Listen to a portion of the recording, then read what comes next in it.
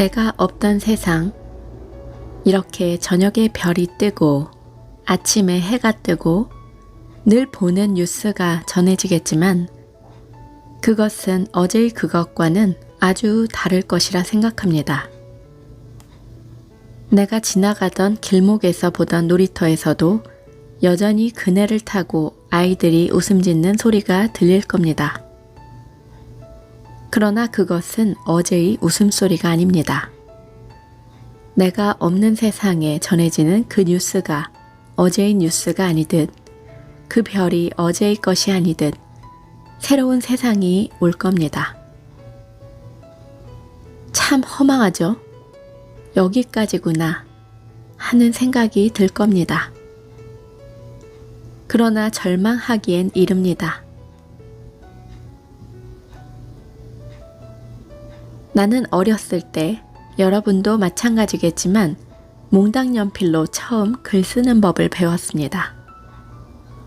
3살 때 배운 우리 한국말로 이 한국 땅에서 우리의 글자를 배우고 그것을 죽는 날까지 써왔습니다.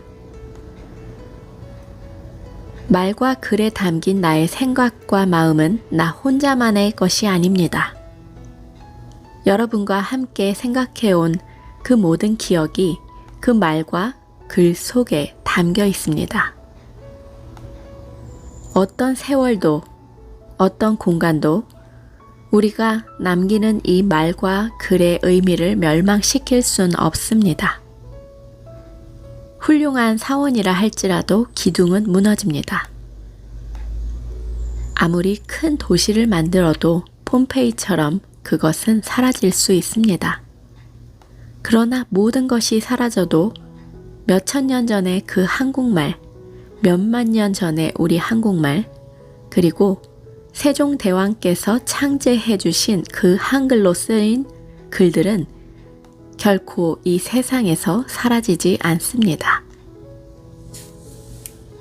그것이 여러분과 헤어지면서도 나에게는 마지막 일환이 되는, 내 마음속에 희망이 되는, 내가 없는 세상에도 내가 남길 것이 있다는 것을 느끼게 되는 이유입니다. 반갑습니다, 여러분. 저는 미라클 리딩의 크리스탈입니다. 오늘 제가 준비한 책은요, 마지막 인사의 작별이라는 책을 마지막으로 남기신 이어령 언어학자 이어령 선생님의 책입니다. 1933년 11월 13일 충남 아산에서 태어나셨고 호는 능소입니다. 헤어짐을 고하다 라는 작별이라는 책을 마지막으로 2022년 2월에 작고한 선생님의 마지막 글을 담은 책입니다. 선생님께서 우리들에게 마지막으로 남기고 싶은 말씀은 무엇이었을까요? 오늘 바로 지금 전하겠습니다. 우리 몸 안에 있는 몇만 년 동안 우리 세포 속에 기록된 하나의 암호 같은 것이 있습니다. 우리 할아버지의 또 할아버지들이 경험했던 그 많은 이야기가 내 세포 속에 전해지고 또 내가 경험하는 것들이 이 AGCT라고 하는 4가지 글자, 이 4가지 DNA를 거쳐 내 자손들, 내 피를 이어받은 후손들에게 남게 되는 겁니다. 유전자가 남게 되는 거랍니다. 우리가 세상을 떠나도 남겨진 이 AGCT가 서로 짝을 이루며 만들어낸 이야기들은 후세, 인간이 존재하는 한 계속이 됩니다. 과학자들에 의하면 36억 년 전부터 내려오는 그 신비한 생명체가 기억하는 물고기였던 시절, 도마뱀이었던 시절, 하나의 포유류로서 살았던 시절, 그 모든 기억이 내 몸속에 있고 내 몸속에 있는 유전자들이 후세에 전해지는 겁니다. 죽음은 끝이 아니라는 거죠. 우리가 이 세상을 떠나도 우리가 남긴 말, 가장 중요한 몇 가지 말들은 마치 AGCT처럼 서로 얽히고 결합되면서 내가 없는 세상, 우리가 없는 그 세상에도 우리의 이야기를 전달해 나간다는 겁니다. 오늘 나는 그 이야기를 하는 겁니다. 우리 DNA의 4가지 화학 기본 물질처럼 언어로 내 평생을, 우리가 겪은 이 시대를 나타낼 수 있는 소위 키워드, DNA 같은 말들에는 무엇이 있을까? 내가 읽은 그 많은 책, 내가 들은 그 많은 노래, 그 모든 것을 찾아보고 그 안에서 몇 개의 단어를 추려봐라. 그것도 나 혼자 경험한 것이 아니라 우리 모두가 나를 기준으로 할 때 80평생, 한 세기 100년 가까운 개화기부터 내려온 그러한 우리 역사를, 우리 생활을 공동으로 경험했던 것을 너의 이야기가 됐든 나의 이야기가 됐든 그 이야기를 몇 가지 단어로 추려봐라. 어렵죠? 나에게도 참 어려운 문제입니다. 우리가 늙어 죽음을 앞뒀을 때 돌아간다고 하지 않습니까? 돌아간다고? 우리는 먼저 어린 시절로 돌아갑니다. 그래서 이어령 선생님께서 중요한 키워드를 몇 가지 정했습니다. 지금도 어린아이들이 부르는 구전 동요가 생각이 납니다. 원숭이 엉덩이는 빨개. 빨가면 사과. 사과는 맛있어. 맛있으면 바나나. 바나나는 길어. 길으면 기차. 저희 어렸을 때도 들었던 구전 동요입니다. 사람들은 이걸 언어의 폭력이라고 그럽디다. 왜 그럴까요? 원숭이에서 백두산에 오기까지 논리적인 근거나 자유연상의 이미지가 이어지는 것이 제멋대로라고. 그래서 논리의 폭력이라고 합니다. 원숭이의 엉덩이. 하고 많은 원숭이 중에 왜 엉덩이일까요? 원숭이 엉덩이는 빨개. 그 빨간 게 하고 많은 빨간 것 중에 왜 사과일까요? 맛있는 게 하나 둘이 아닌데 또 왜 바나나일까요? 바나나는 길어. 길으면 기차가 나오네요. 또 기차는 빨라. 하더니 빠른 게 옛날엔 뭐 토끼라고 했어요. 내가 토끼로 이어지는 노래도 있었는데 빠르면 토끼, 토끼는 하얘, 하얘하면 설탕, 뭐 이런 식으로 불렀습니다. 그런데 오늘날 전해지는 버전은 빠르면 기차입니다. 기차는 길고 빠르다. 빠른 게 뭐냐? 비행기입니다. 그러니까 원숭이부터 백두산까지 어떤 맥락이 없습니다. 이것은 집합지. 한 사람의 머리에서 나온 게 아니라 그것도 똑똑하다는 사람들이 만든 것이 아니라 어린아이들, 천사에 가까운 어린아이들의 상상력에서 고르고 골라낸 것입니다. 이 마지막 인사말을 고하는 작별이라는 책에서 이어령 선생님은 이 5가지 키워드를 통해 어렸을 때 경험한 이야기들을 함께 나누며 자신이 없는 세상에 또한 모르는 미지의 한국인들에게 우리 모두가 겪었던 모든 경험과 우리의 꿈을 전하고자 하셨습니다. 내가 좋아하는 작가가 있어요. 한국 작가보다 외국 작가들. 보들레르, 랭보, 철학자 하면 칸트, 헤겔. 우리 철학자가 아니죠. 한 옆으로 그렇게 좋아하면서도 한 옆으로 내가 한국인이기 때문에 3살 때부터 배운 한국말로 글을 쓰는 사람들, 그것에 손이 안으로 굽어요. 이것을 모르면 우리가 살아온 개화 100년, 오늘까지 체험하고 있는 한국인의 모습을 볼 수 없습니다. 원숭이 엉덩이는 빨개. 톨스토이, 도스토옙스키, 헤겔, 플라톤, 아리스토텔레스. 그 사람들 엉덩이는 빨개.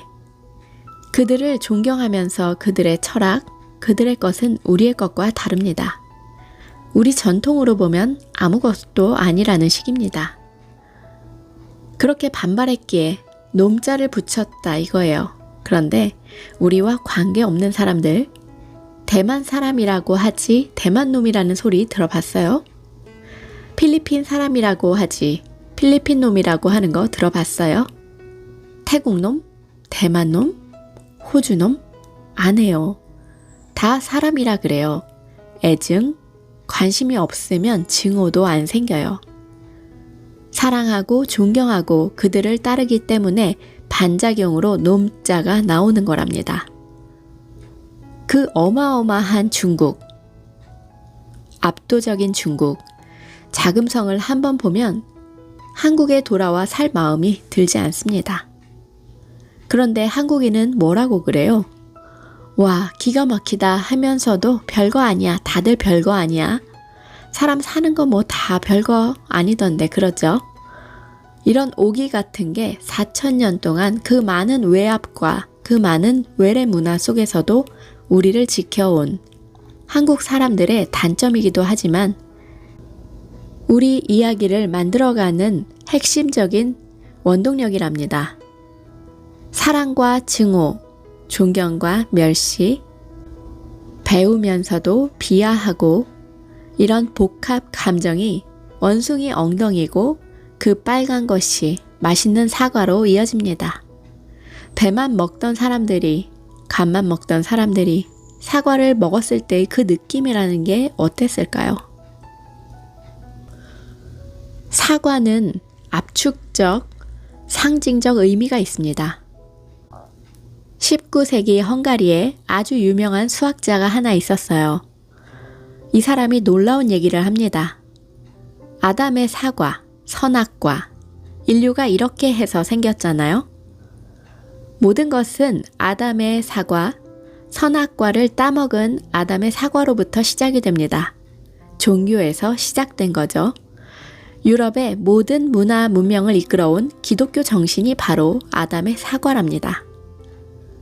두 번째로 파리스의 사과가 있어요. 여러분, 트로이 전쟁 아시죠? 절세미인 헬레네를 납치하는 파리스 왕자 말이에요. 그래서 딱 10년 동안 싸움을 하지 않습니까? 헬레네와 파리스 왕자, 트로이 왕자. 그 파리스 왕자가 뭘 상징하나요? 그리스의 예술, 호머의 글, 그 유명한 일리아드가 바로 서양 예술을 뜻하잖아요. 서양의 모든 신화 예술은 그리스 철학에서 나온 거예요. 이 두 사과를 빼면 유럽은 없어요. 그리스 문화와 기독교 문화, 히브리즘, 이렇게요. 넓게는 나중에 헬레니즘이라고 하죠. 조금 성격이 다르지만 이 두 개의 교류, 그리스 로마에서 오는 교류하고 기독교, 이 두 가지가 오늘날 서양 문명을 만들었습니다. 다음은 뉴턴의 사과. 사과가 떨어지는 걸 보고 중력과 낙하의 법칙을 발견해 달이 지구로 떨어지지 않고 어떻게 도나 설명하죠. 여기서 끝나면 좋겠는데 윌리엄 텔의 사과. 어린 자식의 머리 위에 사과를 올려놓고 화살을 쏩니다. 사과는 저항하고 민중이 하나의 권력과 싸워 쟁취하는 승리자가 되는 그 과정을 상징합니다. 그 다음에는 뭐가 있을까요? 스티브 잡스의 사과. 오늘날의 애플까지 이어집니다. 놀랍지 않나요? 사과 하나로 서양 문명을 다 얘기할 수 있다는 게 우리나라엔 뭐니 해도 복숭아였죠. 1000년에 한 번 꽃이 피고 3000년에 한 번 열매를 맺는다는 불사의 신선들이 모여 먹는다는 과일입니다. 이렇게 미국을 상징하는 단어는 딱 하나, 사과입니다. 우리나라 기차를 이야기할 때 삶은 계란, 이거 모르면 한국인은 아닙니다. 먹을 것도 없는 각박한 시대에 낯선 사람들, 처음 본 사람들이 꾸역꾸역 먹을 걸 내놓는 곳. 대표적인 게 삶은 계란입니다. 기차, 완행열차의 맛은 바로 삶은 달걀의 맛입니다. 달걀 하면 떠오르는 기억은 외할머니 댁에 가면 왜 외할머니 댁은 꼭 시골에 있어야 하는지 모르겠지만 할머니 댁에 가면 빨간 감나무 그리고 닭 몇 마리가 꼭 있습니다. 외할머니 댁에 가면 때를 맞춰 암탉이 알을 낳습니다. 그때 깃털 묻은 따끈따끈한 달걀을 가지고 옵니다. 할머니는 바늘로 달걀 껍데기를 톡톡 찔러 외손자한테 먹여줍니다. 생으로 그걸 먹습니다. 바로 기차에서 낯선 할머니가 학생 여기 와서 이거 같이 먹어 하고 내줬던 삶은 계란의 맛은 참으로 정이 있습니다. 모든 게 차갑게 냉각돼서 그야말로 엔트로피가 증대돼서 이 세상의 모든 생명체가 사라지더라도 깃털 묻은 달걀의 정이 남아있는 한 인간의 정은 살아있을 겁니다. 그 인간들이 저지른 범죄가 아무리 크더라도 깃털 묻은 달걀의 그 맛을 나누고 지켜왔던 사람들은 결코 인간으로 태어난 것이 후회스럽지 않을 겁니다.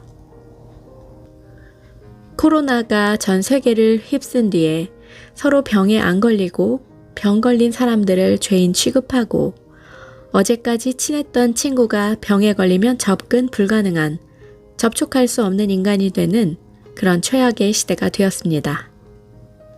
이 최악의 시대에 우리가 살아가는 데 있어 무엇이 필요할까요? 접속과 접촉이 하나 되는 디지로그의 세계, 피와 눈물이, 피와 땀이 서로 싸우는 게 아니라 서로 어울리는 눈물 한 방울의 세계가 필요합니다. 그게 바로 깃털 묻은 달걀의 눈물 한 방울입니다. 그게 바로 생명 자본의 세계입니다. 코로나를 겪으며 느낀 것은 내가 작은 책으로 엮은 디지로그와 생명 자본, 내가 없는 세계에도 디지로그라는 말, 생명 자본이라는 말이 살아있다면 여러분이 잘 가라고 손을 들어줬을 때 나는 정말 잘 갈 수 있고 잘 있어 라고 말할 수 있을 겁니다. 여러분, 가위바위보라는 게임 아시죠? 이기는 게임인데 놀랍죠? 이기는 쪽으로 가면 죽습니다. 봄이 여름을 이겨보세요. 여름이 가을을 이겨보세요. 계절이 거꾸로 가면 5, 6월에 서리가 내려요. 그런데 져볼까요? 여름이 오니 봄이 졌어요. 가위가 주먹한테 졌어요. 겨울이 오니까 그 뜨거운 여름이 져요. 보한테 져요. 그런데 다시 봄이 오니 녹아요. 얼음이 져주면 어떤가요? 아들이 아버지보다 잘 나가요. 아버지가 아들을 이기면 대가 끊겨요. 다 죽어요. 일본 아이들은 구조키바 그럽니다.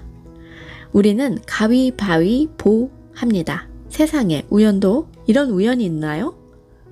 그래서 일본은 가위바위보를 나쁜 거로 봅니다. 꼼짝 못하게 되는 거예요.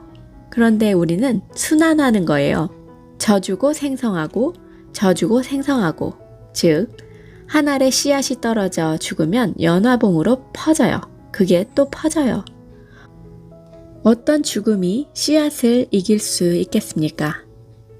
어떤 역사가 새롭게 탄생하는 생명을 이길 수 있겠습니까? 못났어도 잘났어도 2030이 4050, 4050이 6070보다 잘나야 됩니다. 위가 잘 되어서 아래를 죽여보세요. 다 끝나는 거예요. 그것이 석삼자의 가위바위보의 놀라운 철학입니다. 똑같은 가위바위보인데 일본의 가위바위보는 안 됩니다. 이기는 쪽으로 가니 아버지가 자식을 이기고 자식이 손자를 이겨보세요.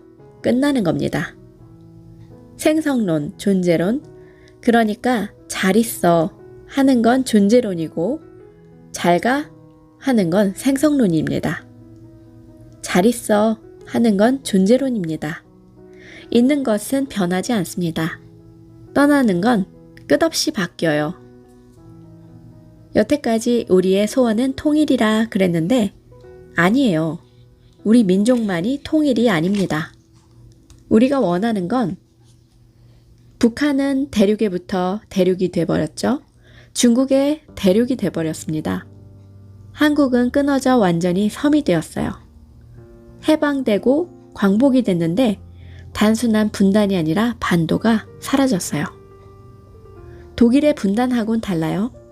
우리는 해양과 대륙을 아우르는 반도성이 완전히 사라져 아시아에서 한중일에서 반도가 사라지고 대륙과 바다만 남았습니다.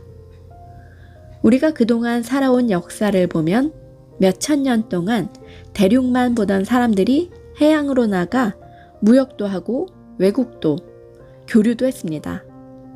자원도 없는 나라가 이렇게 살만하게 된 건 대륙 지향적인 것을 해양 지향적인 거로 바꿨기 때문이죠.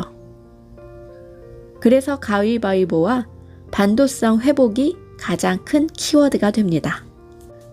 새로운 문명을 가지려다 우리를 잃어버렸는데 백두산 뻗어내려 반도 삼천리의 반도성을 회복할 수 있는 에너지는 서양에서 가져옵시다. 비행기에서 가져와야 되고 바나나에서 가져와야 돼요. 남들이 가지고 있어요. 우리보다. 한국은 100년 동안 우리 거 다 내주고 버려뒀어요. 내가 늘 하던 얘기지만 버려뒀어요. 개화기 때 버린 거죠. 그 양극화, 그 현대 문명이 가지고 있는 이항 대립의 세계를 이렇게 근대화하고 이렇게 산업화하고 이렇게 오늘날 근대 문명의 기계화가 이루어지는 그 틈바구니에 한국 사람들이 버려두었던 자원이 있는 거예요. 그러니까 원숭이를, 사과를, 바나나를, 기차를, 비행기를 그 모든 것을 백두산으로 끌어들일 수 있는 삼천리에 퍼뜨릴 수 있는 버려둔 자원이 있는 겁니다. 우리가 버려두는 것에는 어떤 것들이 있고 어떤 가치가 있을까? 원숭이가 뭐가 됐어요? 백두산이 됐어요. 백두산이 뻗어내려 반도 삼천리로 이어졌습니다. 백두산에는 다른 말이 있는데 반도 삼천리가 됐습니다. 백두산 뻗어내려 삼천리, 이것이 조선 땅, 우리가 살고 있는 한반도입니다. 원숭이가 백두산이 되기까지 남의 것이 비로소 내 땅, 백두산으로 끝을 맞기까지 그 백두산과 반도가 앞으로 오는 100년에는 어떤 키워드로 바뀔까요? 원숭이 엉덩이가 백두산 삼천리에서 어떻게 앞으로 뻗어내려 우리네 노래가 될까요? 최남선이 쓴 책 해에게서 소년에게처럼 일본이 우리를 지배하지 않았더라도 근대화 과정에서 중국 대륙만 바라보던 그 사상이 서양을 바라보게 되며 서양의 해양 세력이 우리에게 들어옵니다. 우리가 밥줄이라도 잡고 살게 된 것은 바다를 알았기 때문이에요. 그래서 무역을 했고 자원이 부족한 우리는 그들의 기술을 가져왔어요. 이렇게 해서 대륙편에 섰던 한국이 해양 세력과 함께 들어온 5가지 키워드, 원숭이, 사과, 바나나, 기차, 비행기. 다시 말해 문명이 들어와서 해양 세력이 반도 속에 많이 들어와 또 다른 해양성이 반도성을 지배했다는 거죠. 백두산 뻗어내려 반도 삼천리. 삼천리의 3이 뭐겠어요? 중요한 키워드 3. 서양은 대륙이나 해양이냐, 말이냐, 배냐 둘 중 하나를 선택하라고 말해요. 이것은 두 세력 간의 싸움인데 그걸 뭐라고 그러죠? 고래 싸움. 반도는 새우예요. 양쪽에서 싸우면 중간에 낀 반도는 바다와 대륙의 중간에 낀 반도는 새우 등이 터져요. 새우 등 터지는 역사였어요. 한국만이 아니에요. 세계 지도를 펴놓고 보면 반도를 대륙화하느냐 해양화하느냐 하는 싸움 속에서 인류의 역사는 여기까지 왔습니다. 해양이냐 대륙이냐 시파워냐 랜드 파워냐 중 하나를 선택해야 합니다. 3세판. 반도성을 살리는 것은 이가 아니라 이항 대립이 아니라 사망 순환이에요. 3세판. 우리는 씨름을 하더라도 3세판, 단군 신화를 보더라도 천지인, 삼재 사상에다 세 가지 신인 삼부인을 가지고 내려오잖아요. 그러니까 석삼자로 이루어지는 한국을 실제로 어린아이들이 게임으로 원숭이 엉덩이는 빨개 라고 노래 부르던 아이들이 보여준 것이 가위바위보예요. 주먹하고 보자기만 있으면 이건 어느 한쪽이 어느 한쪽을 먹는 거예요. 그런데 주먹도 아니고 보자기도 아니고 해양도 아니고 대륙도 아니고 반은 펴지고 반은 닫혀있는 이 가위가 있기 때문에 가위는 주먹한테 지고 주먹은 보자기한테 지지만 가위가 주먹을 이긴 보자기를 이기더라. 누구도 지는 사람 없이 돌아가는 겁니다. 그래서 가위바위보가 돼야 한다는 거예요. 각자 강점과 약점을 가지고 있기 때문에 서로의 약점을 굴려 좋은 쪽으로 돌아가야 합니다. 이런 일이 무역관계나 모든 것에서 이루어져 보세요. 중국하고 한국, 중국이 져요. 우리가 흑자를 내요. 그 거대한 나라한테. 그런데 우리는 일본한테 져요. 일본이 흑자가 나요. 그러면 일본이 최고여야 되잖아요. 그런데 일본은 중국한테 져요. 적자가 납니다. 이 말을 다른 말로 바꾸면 우리는 중국한테 흑자가 나고 일본은 우리한테 흑자가 나고 중국은 일본한테 흑자가 나니 모두가 흑자로 돌 수 있어요. 생명이 자본이 되는 시대, 마음의 밭 속에 있는 생명의 가치가 어떤 물질적 가치보다 세계의 모든 인간이 공유할 수 있는 하나의 키워드가 되는 세상. 생명. 쉽고 오래전부터 무심코 불러온 말이지만 비로소 생명이 뭔지를 코로나 시대를 겪어오며 모든 사람이 느꼈습니다. 나의 가장 가까운 친구, 가장 가깝게 사랑하는 사람들에게 전화를 걸면 오늘 저녁에 가고 싶은 곳에서 서로 이야기를 주고받을 수 있는 일상의 사소한 행복이 이렇게 그립고 이렇게 소중한가를 알고 동시에 디지털이 없었으면 음식 하나도 배달시켜 먹을 수 없는 절해 고도에서 살 뻔했다는 접속의 고마움을 동시에 느꼈답니다. 모든 게 씨앗처럼 끝없이 생식해서 하나의 보리알이 10개, 20개로 늘어나듯 어떤 엔트로피가 증대해서 앞으로 계속 생식해서 늘어가는 것. 오늘보단 내일 늘어가는 것. 생식되는, 불어가는 생명체가 증식하는 세계가 바로 생명자본이요. 우리의 미천이 되는 세계랍니다. 마지막까지 가는 길에서 우리 이어령 선생님께서 하고픈 말씀은 바로 이거였습니다. 모든 사람들이 손을 흔들며 자신의 강점과 약점을 파악하고 서로 균형 있게 이기는 것이 아닌 지는 것도 아닌 서로 공유해서 마음을 미러처럼 거울처럼 서로에게 감정을 느끼며 돈독하게 서로 아껴주며 살아갈 때 우리 세상이 참으로 조화로울 것 같습니다. 마지막까지 너무 따뜻한 말씀이었습니다. 이어령 선생님처럼 우리 모두 돌아가는 시점에 여러분들 잘 있어요 하는 이런 마음으로 마지막처럼 오늘을 마지막처럼 살 수 있으면 좋겠습니다. 우리 그리고 헤어질 때 잘 있어 나중에 또 만나 반갑게 보자 이렇게 좋은 마음으로 인사하잖아요. 그런 것처럼 또다시 만날 것처럼 서로 인사하고 헤어지기로 해요. 여러분들 정말 감사합니다. 그리고 사랑합니다.